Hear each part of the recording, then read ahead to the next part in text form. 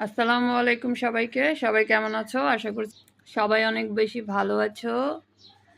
দেখো মজার নাস্তা করছি, গরুর মাংসের তরকারি দিয়ে পরোটা।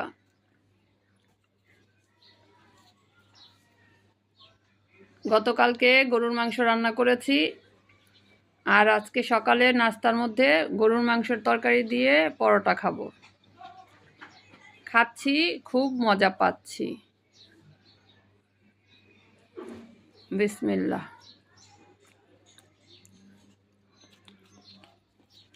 সকালের নাস্তাটা যদি মনের মতো করে করা যায় তাহলে তো আর সারাদিনে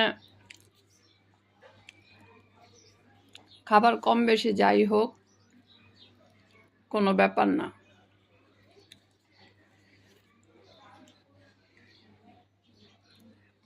সেই স্বাদ লাগে পরোটা আর গরুর মাংস।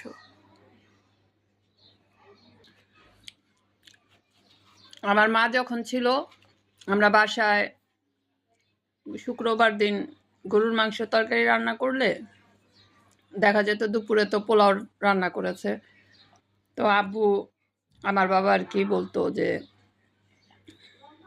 পরোটা বানাতে। তা আমরা আবার অনেক সময় দেখা যেত সেই গরুর মাংস রান্না করার জন্য সেটা আমরা আবার রাতে পরোটার আয়োজন করতাম, পরোটা দিয়ে গরুর মাংস খেতাম, ভালো লাগতো।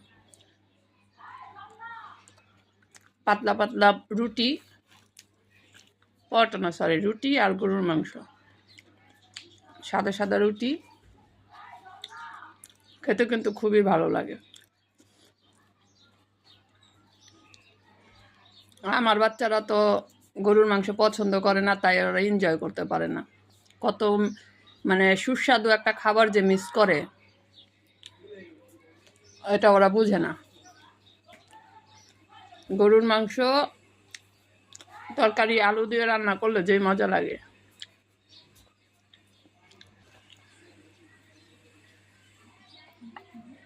খুব খাচ্ছি, সেই মজা পাচ্ছি। এইভাবে যদি প্রতিদিন খাওয়া যেত তাহলে তো জীবনটা বল্লে বল্লে হয়ে যেত।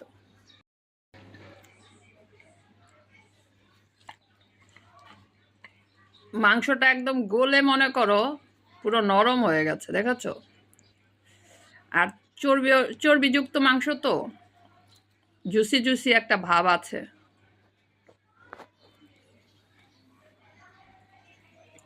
ওয়াও, এই বাইটটা তো খুবই মজা লেগেছে।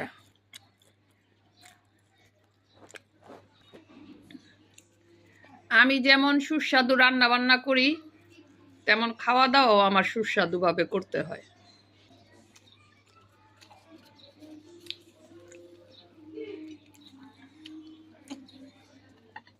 রাঁধুনি নাম্বার 1 আর খাওয়ানি নাম্বার 1। খাওয়া দাওয়ায় যদি শান্তি না থাকে তা খাওয়া দাওয়া করে কি ভালো লাগে বলো? পছন্দ অনুযায়ী শান্তিভাবে খেতে হবে।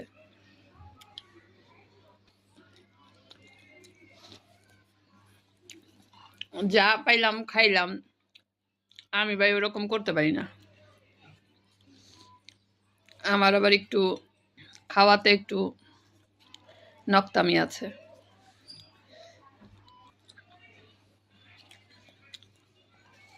খাবার পছন্দ না হলে আমার অনেক কান্না আসে,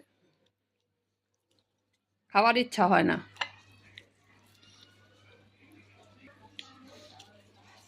তোমাদের সাথে কথা বলতে বলতে কিন্তু আমি 2টা পরোটা খেয়ে নিয়েছি, পেটটা মোটামুটি ভরেই গিয়েছে। তো এখন বিদায় নিয়ে নিচ্ছি। তোমরাও ভালো থেকো আর মজার মজার খাবার খাবে, নিজের প্রতি খেয়াল রাখবে। সবাই ভালো থেকো। আল্লাহ হাফেজ।